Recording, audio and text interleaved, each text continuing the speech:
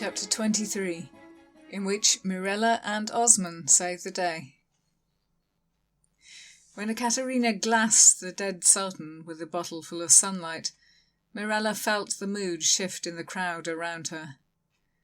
The Turkish troops had been confused, uncomfortable, sympathetic to their Christian allies' plight. With Mahmud's destruction, that changed, narrowed down and simplified into nationalistic rage. She watched them throw themselves against Frank's barrier, watched Frank retreat into some complex state inside his head, and she could almost taste disaster on the air like an approaching storm. Turning, she ran back the way she'd come, up through the paved streets and into the covered market. Figures hanging out of shop doorways and through the casements of upper windows called to her, perhaps to ask her to stop, to tell them what was happening, why the harbour was alight and the night was a clamour with voices. She put her head down and ran on until she slid, gasping, throat-burning, to a halt outside the perfume shop where they had taken refuge earlier. Slipping a hand into her sash, she felt the hard lumps of the 2 sun bombs she had palmed for herself from the boyar's stash. Reassuring things, for one who didn't know how to wield a sword and had no other defence. The thought that she had been left on the sidelines, unprotected, with no place in the plan, left once again to wait until she might be needed, and ignored until then, made her pause on the threshold before going in. Really, she should walk away right now. The angry crowds down there didn't know she had anything to do with the Strigoi, the dead Sultan or the living one. She could simply keep walking, pick up another job the way she had picked up the work of waterman or footman, lose herself in Istanbul and finally be free. She didn't stand out here, even in her own form. No one here looked at her dark skin and thought, untrustworthy gypsy thief, lying whore, devil's mouthpiece and temptress. Here it was the Vlachs who stood out as evil-eyed foreigners. If she wanted a new life, escape from slavery, she only had to walk past the shop and keep going. The whole world was before her. But Ekaterina had been kind, had treated her like a colleague, fascinated by her gift and respectful to the seers of her people. In Ekaterina's salon in Bucharest there had been no seating the Roma apart, no watching them with sour eyes in case they stole the silverware. Even Vacarescu had moments where he could have betrayed her and didn't. If she walked away now, how could she ever go back to Valchia, go back to the village which had sacrificed her, and find out where they had gone? How could she find her family again? Sighing, she brushed aside the curtain on the door and stepped back into the shop. "Osman, Your Highness, I think we need you." He didn't understand her words, but the beckoning gesture got itself across, and he returned with her. By the time they both got to the harbour, the soldiers were throwing stones at Frank, Zaid ineffectually trying to push them away with his bare hands. Inside the enclosure, Vacarescu was fighting with the white sire. Ekaterina was on her knees by her father's head, praying, Mirella thought. Zaid came to Osman's side like a falcon returning to the wrist. "You shouldn't have brought him here. It's dangerous." As soon as he was out of the way, the soldiers rushed to get at Frank. A burly fellow stooped down and prized up one of the cobblestones of the street. But what Mirella thought was, praying. Now there's an idea. She ducked into a patch of shadow under the doorway of one of the warehouses. Recalling every detail she had seen of Grand Mufti Haji Nabi, she allowed that seeming to replace her own appearance. Katia had asked her how shape-shifting worked, as though she assumed Mirella knew it herself. She didn't. And it was another reason not to run away. She was curious about what Katia's university could teach her, if it ever came about. A worry for tomorrow. Now she wished to look like the most powerful, the most recognisable, and best beloved spiritual authority in the land, and so she did. Frank's shout of pain and shock almost broke her concentration as it was abruptly cut off. She opened one of the perfume bottles and splashed light into her palms, rubbed it into her face and all over her hands. It made her glow with a thin wash of golden, otherworldly light, like a single layer of gold leaf, like the radiance of one transfigured by divinity, a saint revealed in glory. The noises were frightening now. The army rumbled with a low malevolence. She didn't let herself think, simply adjusted her green turban and plunged back out into the night's violence. Osman and Zaid ran to her, with choked voice and grief-stricken eyes. They had loved the man whose form she wore. Now that she was wearing his body without permission, pretending to be him returned as a saint, she half expected them to slap her, to bawl at her for blasphemy and dishonour. They surprised her. Zaid tapped a bandsman on the shoulder, showed him the apparition with one hand, and borrowed his zuma with the other. Putting the oboe-like instrument to his lips, he blew a weird, high, creaking shriek of a note that made all of those around him stop and look. The awe and dropped jaws would have made Mirella giggle if that had not been a good way to get herself killed. She watched men recognise Nabi the saintly, Nabi the wise, and wished she knew enough Turkish to speak to them. Instead, she simply nodded and smiled, parting the crowds easily to bend over Frank's fallen form. Unconscious and very much bruised, he was still breathing. Before Mirella could straighten, consider how to tell them she didn't want him harmed any further, without revealing she couldn't speak Nabi's language, Osman handed her someone's cloak. The gesture made her look up and beam at him. Oh, that was clever. This was a man she could imagine guiding a country well.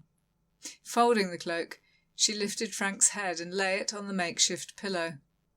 It made the point. See? If I, the saint, treat him gently, so should you. She motioned for Zaid to lead on. Going before her, he blasted her away into the soot and filth of the arena with the sound of his tortured notes. She followed, and Osman followed her. Vacarescu still fought out there like a wolf with one foot in a bear trap. She was so close she could see the reflected shine of Nabi's face in Vacarescu's half-mad eyes before the men around him recognised her and dropped their blades. Who? Vacarescu staggered as the fight went out of him. His whole throat was a bruise, and his right arm bent where no joint should be. But she swore he was on the verge of laughing. Who are you? She remembered that he never saw her as anything other than who she was. Quickly she clapped her hand over his mouth before he could say, "This time." "This is the Grand Mufti Haji Nabi Ibn Abanveli," Zaid announced in his best carrying voice. He gave Vacarescu a pointed look. Mirella was so proud of all of them when Radu took the hint and wearily, carefully, went to his knees in front of her. The tenor of the crowd's murmuring shifted back into confusion. Everyone knew Nabi. No one was surprised that at this dark hour he should be chosen by heaven to intervene. But they had expected him to smite down this enemy of the faith, not to lay a hand in blessing on his head. She could feel them wondering what it meant, what they had misunderstood. Such fun! Resisting the urge to break out into a very un-Nabi-like grin, she beckoned to Vacarescu to rise. With Zaid's help he managed it, followed her, white-lipped and limping, up onto the dais. They had caught the attention of the whole army now, of both armies, the Janissaries and the Wallachians. There was a tentative relief in the air.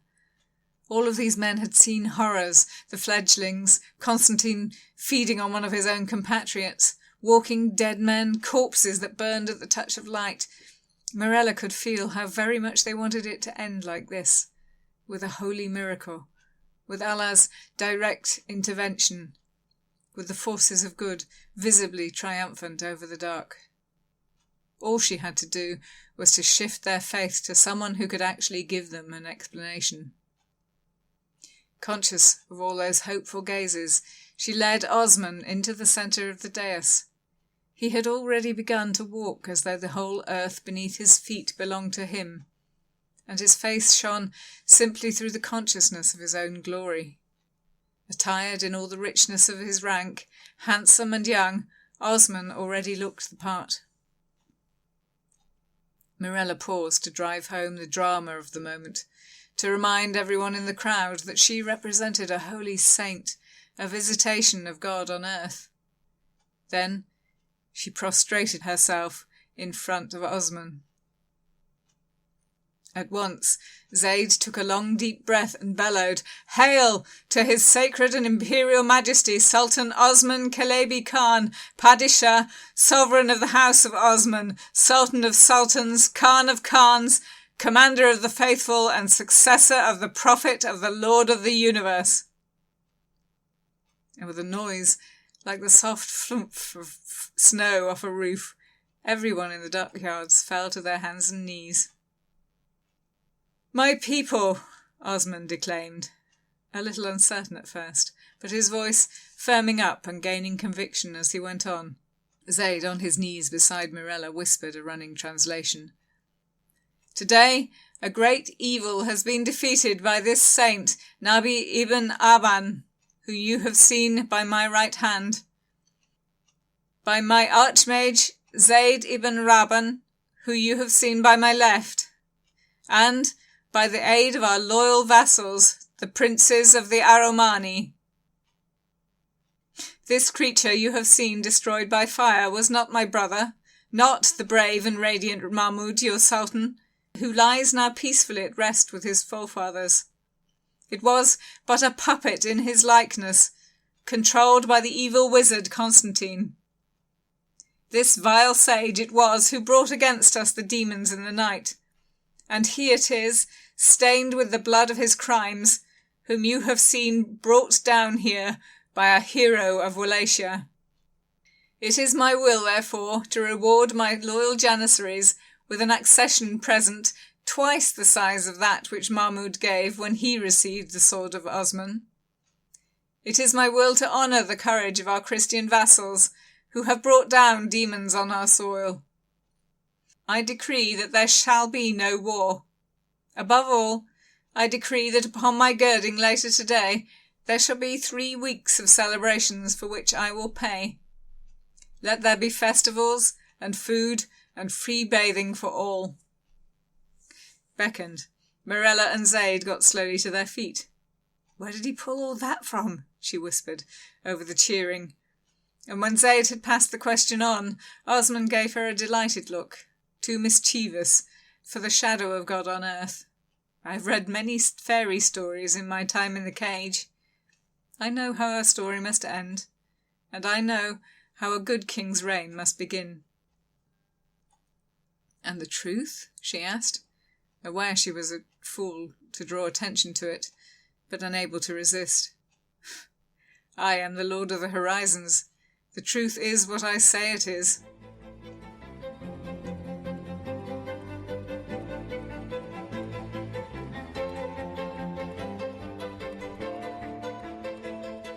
Chapter 24, in which Frank receives some unexpected news.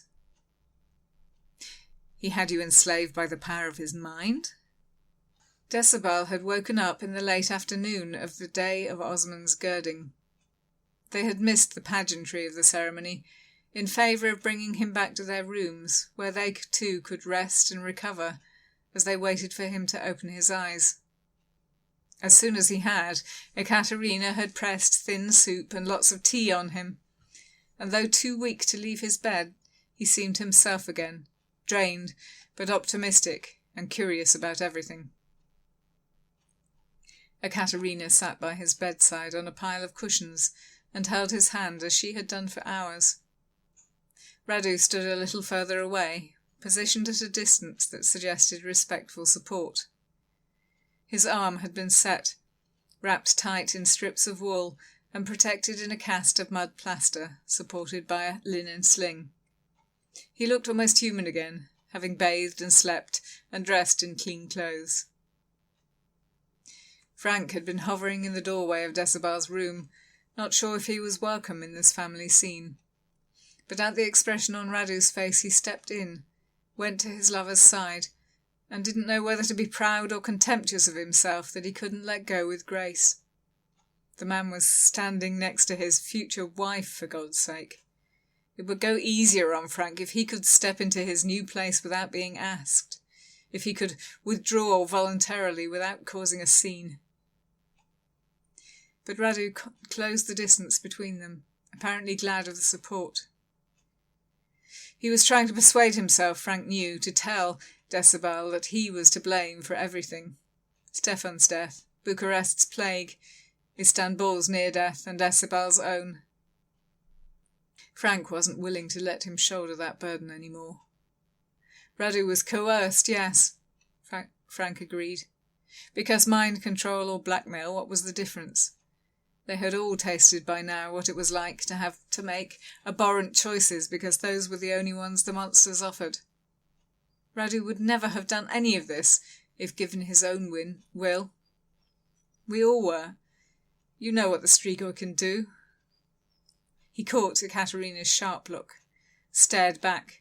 She'd made her bargain, now let her live with it. Marriage, a fief of her own, in exchange for her silence. Yes, she conceded at last. Frank felt Radu's posture loosen by his side in relief. If it wasn't for the charms the Turkish mage made, none of us would have been able to resist them. But that isn't what I needed your forgiveness for, Father. Decibel smiled and let her help him take a fortifying sip of lemon sherbet. I must admit I had not thought my daughter so wild a creature as to run off with a man to war. The look he gave Radu now had humour curling around its edges, though the core of it was steel. You will be married before we return. I will not have all of Bucharest gossiping that she eloped with a man only to return unwed. Radu drew away from Frank. The gap between them, though little more than an inch in width, seemed symbolic of an opening chasm, particularly when he looked altogether too pleased with the bargain, too smug for Frank's taste. It will be my honour. Hooked you with her charm, did she? Decibel laughed sidelong at his daughter's disapproving scowl. For I must admit I thought no one would have her, now that it's clear she's both plain and contrary. She hooked me with her bravery, sir, and her love of her brother, and her bold, clever, valiant mind. Considering she had actually hooked him with blackmail, this was a generous assessment. It made Ekaterina turn to him in shock. It made Frank step back, distancing himself, trying not to feel the sting of being so easily replaced. Had he really supposed this would not have happened? All the reasons for Radu to take a male lover were gone now. All the things that had made it necessary for him to regard Frank as the only thing he had of his own were gone. Why should he not be preparing himself for a very different future? Frank turned away, and as he did so, one of the pages belonging to their lodgings appeared in the doorway and beckoned him, handing him a note in exchange for a coin. He unfolded it and almost collapsed, struck by the signature as if by a blow to the head. Staggering, he gripped onto the door to support himself as he read. Dear Frank, Lady Asquith recommended this psychic, who she says can pinpoint your location in the future and get a message to you, though none of us know where you are now. After many a scene, I managed to get out of Father what had happened, why you were gone. I want you to know I love you still, and I wish you would come home. Father wishes it too. I am always your loving sister. Come home, Anne. If it really was his sister writing with forgiveness and acceptance, then it was news that brought a joy so pure it was indistinguishable from agony. But a stab of pain went through his forehead. He raised both hands to it, couldn't for a moment work out why they did not come away bloody. But the handwriting was that of whoever had got they had got to transcribe the note at this end. So how could he guarantee it was Anne? It could just be as easily a ploy of his father's to flush him out. "Frank?" Radu had come up beside him while he was blinded by memories of assault, and slipped a reassuring arm around his face. "What is it?" Unable to find the words, unmanned, and just so stupidly grateful for the support, he waved the note in explanation. "Your sister wants you back?" A nod. "And your father does too. Your father who sent his man to kill you?" Both alarmed and gratified by Radu's anger, this time Frank managed to get out a small sound. Radu's grip tightened, pulling him into an unmistakable embrace, flush against his reassuring support, the fingers of his good hand tangled gently in Frank's hair. Startled, Frank looked over Radu's shoulder to see Decibel watching them with a worldly look, not entirely surprised. "Are you sure about this marriage?" Decibel asked his daughter gently. "Because this changes things. I would not insist on it if it were not compatible with your pride. We would find some other explanation to silence the gossips. Do you understand me?" She laughed. "Yes, Father. I know about this. It makes no difference. You've had a dozen lovers since you and Mother married. She has had some of her own. At least this way I won't have to worry about being divorced, so that he can marry my rival. To my mind, it's a great deal better than if he had a mistress." Confirming Frank's impression that Bucharest's high society was astoundingly casual in its attitude to sins of the flesh, Decibel shrugged, and Ekaterina moved on. "Well, obviously Frank can't go, if this man is just going to try to kill him again." "Perhaps." Decibel patted her hand, sounding sleepy. "But there is always the chance that this is genuine. As a father myself, I wonder if he has not regretted what he tried. I wonder if he's not desperate for forgiveness. If that is so, then Frank should speak to him, if only because to mend his relationship with his father would be healing for himself." Ekaterina was still looking at him with worry, even though he stood in the arms of her fiancé.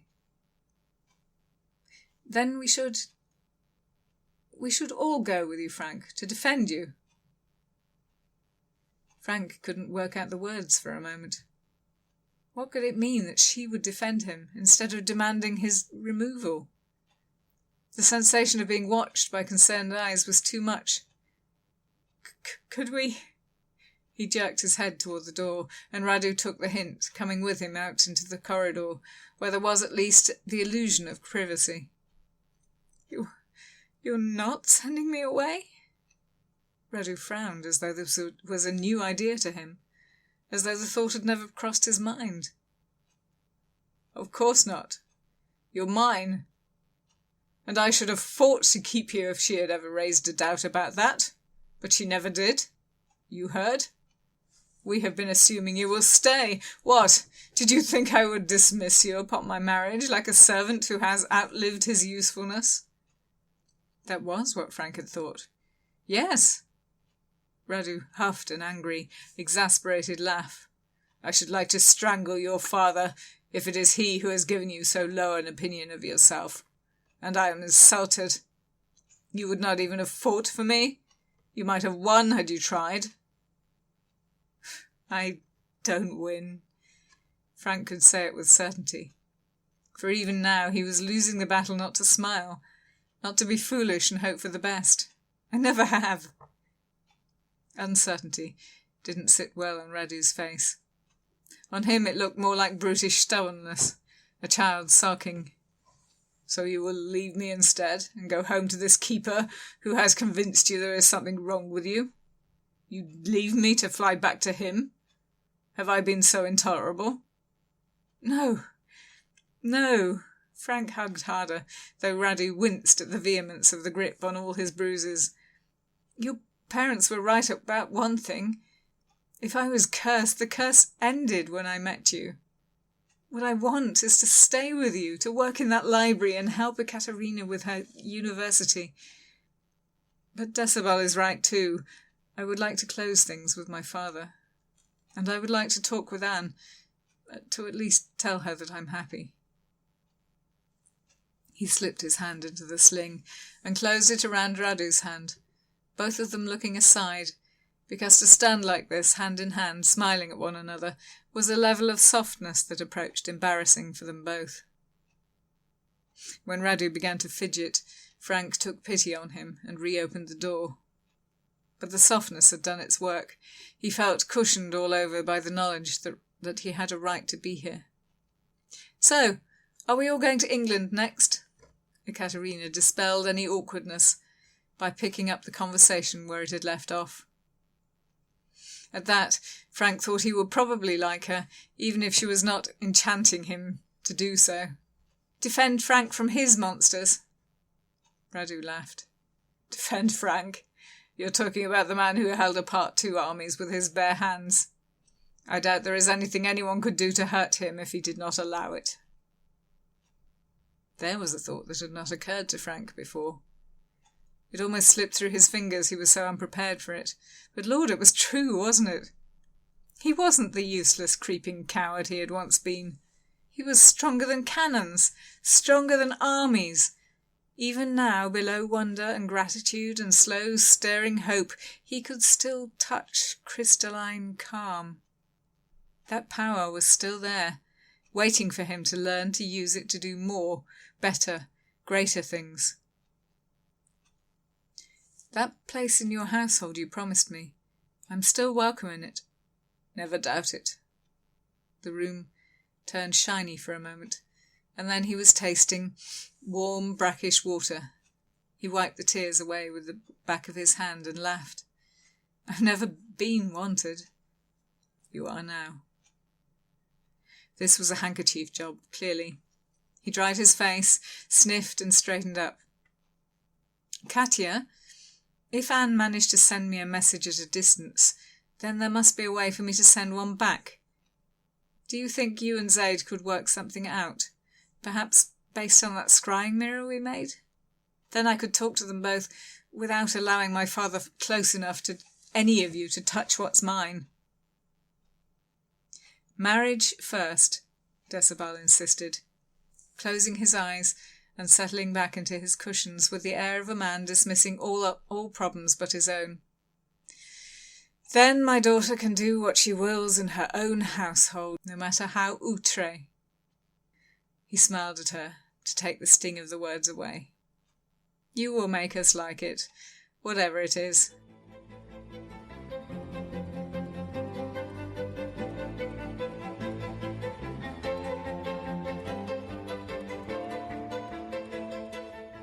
Chapter 25, in which rewards both just and unjust are meted out. The day after Osman's girding, Zaid woke far too early to find his mother shaking him. He had slept, if recent events were any guide, more restfully than the dead, sunk a long way down in velvet dark peacefulness, and it took him long minutes of bleariness to separate out what he was hearing into something more meaningful than a clamour and a blur. Mother, don't I deserve a morning off? Foolish boy, she said, with her headscarf jingling at him and throwing sparkles into his half-open eyes.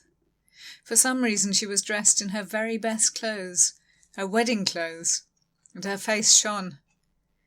Jala's face peeked over her shoulder, and she too wore a look of ill-confined glee. Listen, she said, can't you hear them? When she mentioned it, he could, the skirl and whine of the Zuma, slurring through melodies like water running over rocks. Beneath that, the contradictory sharpness and clear rhythm of drums, high snapping drums and low booming ones, and the shocking metallic shiver of cymbals, with the melody playing over them as if it didn't acknowledge their existence at all. Quick! Zerina threw off his covers and handed him his turquoise waistcoat, while Jala tried to pass him tea and a comb and a mirror all at once. Don't make them wait! His sleepy mind grasped that he was to get up, look grand, and go out to greet the musicians. It wasn't until he had thrown open the tomb's gates and walked out into an early morning in which dew was smoking off the cypresses, and the tombstones still glittered in a cool new sunrise, that the blast of air woke him up properly. The musicians crowded all the way around Dede Abdul's mausoleum. Proud men in the colours of the Sultan's private band were sternly playing music that seemed to have risen up through the stones and bones of the country and come to quiver under Zaid's breastbone and make his breath catch. The Sultan's band? Playing for him? There was only one reason he could think of for such an honour, and that one he couldn't believe. Having affixed their veils, Zarina and Jella came to his elbows. He didn't need to see their faces to know they were aglow with joy. "What?" he managed. And the musicians stepped aside for a familiar young person to pad gracefully out of their ranks.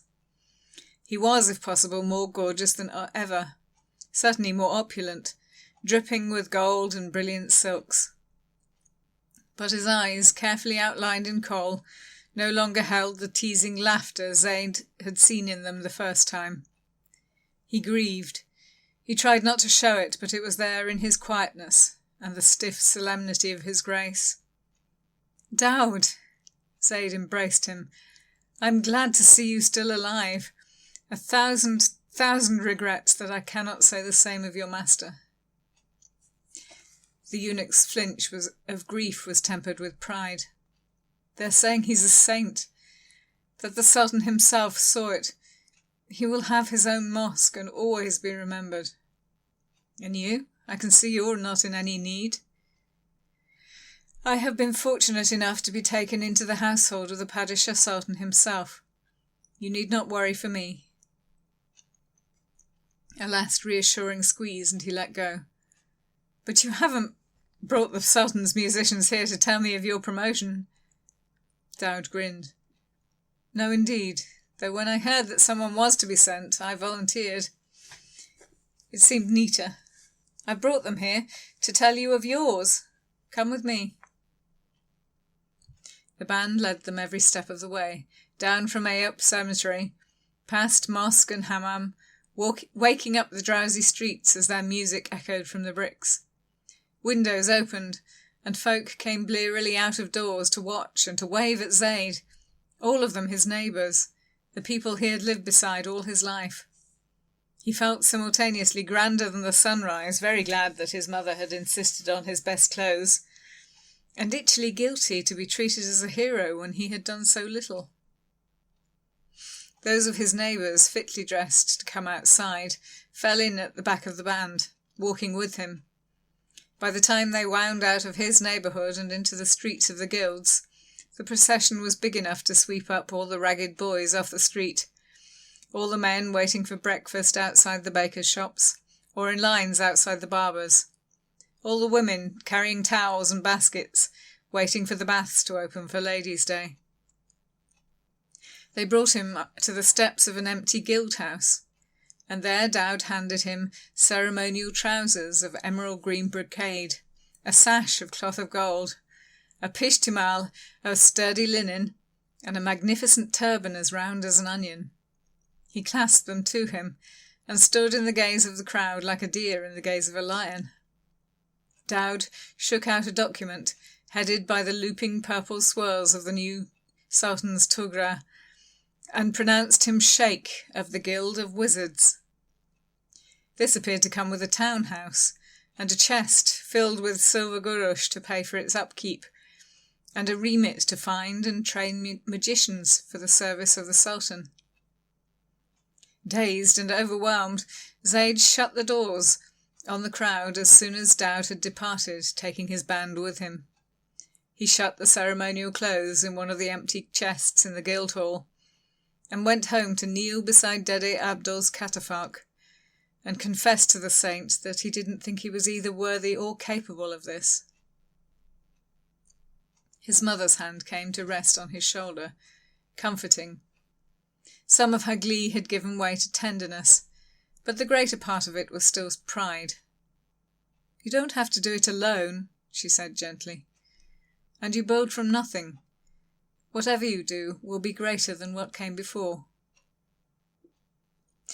A quiet breakfast fortified him to a degree that made his earlier doubt seem childish. He had, with the help of others, saved the empire. Surely, with the help of others, he could establish a small institution to discover the ways of the new magic, and to teach them to others.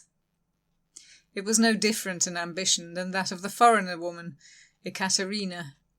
If she thought herself capable of it, surely he should too. "I would like to see this house we've been given," Jala said, after they had put away the pots from breakfast. She ran the silver coins in the chest contemplatively through her fingers. "And then perhaps go shopping. We will need more rugs, more cushions, tea sets and tableware for guests. You must not be seen to live meanly now you are such a great person." "Can you perhaps make it ready for a small party?" Zaid asked. The more he thought of it, the more Osman's command to begin his reign with celebrations felt appropriate. For those who were part of this guild before it was officially a guild, Adam, Monique, Suleiman, and for the foreigners, his mother added. He couldn't tell what she was thinking if she remembered how she had persuaded him not to torture them for information, if she knew of the resentment and distrust he still felt when he looked at them. But they were mages, all of them, or whatever it was that Vacarescu was, an anti-mage, a thing in whose presence magic ceased to exist altogether. And they were Ottoman subjects. If he was Sheikh al-Shihbazla, indeed, they were technically his resources to manage. Yes, and for the foreigners too. A warm breeze slid down from the embassies on the brow of the hill, and swayed the jasmine in Zaid's new garden. The townhouse had proved to be on the Pera side of the Bosphorus, already furnished and decorated, and with gardens just beginning to grow wild. Scattered books in English and a bloodstain on one of the carpets suggested that it had once belonged to one of the English ambassador's staff. A small revenge, but an amusing one. Zaid had still sent the carpet to be cleaned and hidden the books before Frank Carew arrived. This was an evening of reconciliation, after all. His foreign guests had arrived tipsy and beaming, still dressed for the wedding his messenger had almost interrupted. But sherbet and sweetmeats and a view of the sunset, brilliant bars of amber over a sky tinted and luminous as amethyst, had sobered them up enough to sit among the flowers and hold a civilized conversation. Frank and Monique, indeed, were off into an impassioned discussion in French about the rights of women and the possibility of persuading some stage performer unknown to Zaid into joining his guild. The others sat mostly silent, content, he thought, except for a touch of self-conscious nerves appropriate to newlyweds. They were watching the tortoises in Zaid's garden, each of which he had, for the occasion, fitted with a little saddle wrought to carry a dumpy candle. Even illuminated as they were, the reptiles could scarcely be seen among the foliage and the rocks. The effect was of slow stars, winding among the purple mullein and the gold and white nodding blooms under the swelling yellow globes of the ripening plums. Mirella had coaxed one of the animals to her, was feeding it dandelion leaves, while the light on its back shone on her bold, uncovered face. She had chosen to come dressed as a eunuch, and he had permitted it. What a shapeshifter actually was a matter of debate. Eunuch gave appropriate social status to some of that ambivalence. She smiled at him as he settled beside her, stirring the melting ice in his sherbet. "So what now?" he asked, interrupting an impertinent remark about how he had come up in the world. She laughed. "People are always asking me that. It seems a strange thing to ask a slave." Ekaterina seated on a beautiful blue rug with a design of pink crocuses, looked up from what seemed a very sober discussion with her new husband. He looked up too. Zaid braced himself to be polite. "If you converted to Islam, took up a place with my guild, you would be freed. It is not legal to hold fellow Muslims as slaves." "You invited me here to steal my property." The temptation to snap back at Bakarescu was almost stronger than the suspicion that the man was hoping for that very thing. "I am—" Mirella put a hand on his sleeve and laughed. "I'm sorry. I shouldn't play with you. The truth is they gave me my freedom as a wedding gift. It's the first time I've been asked that question when it was really my decision to make." "And?" He had never seen her without the impetuous look, the devil-may-care dash. Not until now. She softened almost to the point where he could really believe that she was a woman. "I'm going home. Katerina, has offered me a place in her university, to find out how this works and then teach it. I have my freedom, and if I go with her, then perhaps I can find my family again. They fled from a harsh lord and his demon kin, but perhaps when it's a well-loved lady who owns them, they might come back. I can search for them at least." "Which means you're going to Wallachia too, Khanum?" "I am." It was, of course, magic that made Ekaterina's expression behind the veil seem so friendly, her voice so warm, and her gestures so comforting. She had explained as much to him, but the knowledge did not make it any less effective. "I have a fief to rescue, a school to build, and a magical accumulator to guard and investigate. Also, I want to be sure my father gets home safely, and to reassure my mother that she has not lost all her family at once." It seemed inarguable, but he was sad nevertheless. "I'll miss you. We worked together well." He contemplated the vast acreage of ignorance and misinformation in which he swam. "It would have been nice to share impressions with another scholar of our subject. We will send letters." She brushed the difficulty aside, as she had far greater perils. He bowed to her, touching his forehead and his heart formally, and heard her breathe out quickly in what he thought was a silent laugh. Rising, she took Mirella to join Monique, saying something to Frank that made him look over his shoulder, see Zaid and Radu together, and head straight over, dropping into an absurdly protective huddle at his lord's right hand. Not absurd, Zaid reminded himself sternly. The young man might look like a Circassian pleasure boy, but he was the most powerful of them all. He would be a prize to any nascent guild, and his own diffidence would keep him from trying to rule it, would make him a useful companion rather than a tyrant. "And you two?" Because it was clear enough from the way they leaned together, each shifting unconsciously to accommodate the other, that they came as a pair. "It seems to me that you owe us something. Will you not stay, take the rank of Ikhtiyaria in my guild, and pay back labour for the lives your actions destroyed?" A long silence. Here, far inside the Golden Horn, almost opposite his old dwelling, the river narrowed, and now no coronation flotilla swept upon its surface, only one little kike with a lantern in its stern. Soon night would fall, and he would see the jellyfish float through the clear dark water again, like apple blossom twisting in a breeze. Bakarescu's hard face had gone harder still, frozen like a mask over some deep emotion he did not want to be seen.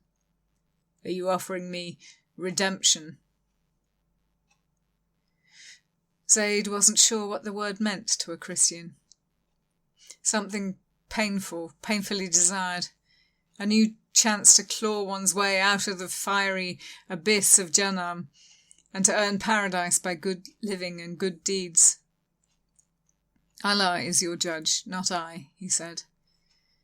And the words tripped him up on the threshold of his new future and threw him down. Hadn't he been in such a rush to protect his own life that he had chosen not to protect the Sultan, the shadow of God on earth? Hadn't he, throughout, only been striving to save his people, his loved ones? Would he, in the same position, have done any better? He didn't know. He put his resentment down with a sigh. It was too fine a night, too blessed a future to carry it any further. But certainly I am offering you a way back, a second chance. Becarescu's voice was as harshly constrained as his face, but it was harder to conceal that the strong emotion behind it was regret. With Katia ruling them for a few years, my own people will be in safe hands. You are the first to have offered me mercy, though the worst of what I did was done to you. I will accept your offer and stay, but I don't know if I can ever achieve redemption. I have done so much ill. Haven't we all? Frank put his curly head down on his lord's shoulder, here in this country where he was free to do so without committing any crime. The stars were beginning to come out in the upper reaches of the sky, mirroring the golden flecks of the aimless tortoises. It was too sweet a moment to quibble about degrees of blame, or put barriers in the way of anyone's soul. Zayd let the world turn around forgiveness, reorientate itself toward the light. We have, he agreed, putting down the guilt as a useless thing for all of them. In the past, we have all done terrible things, but the past is over. Allah is merciful, and tomorrow is a new day.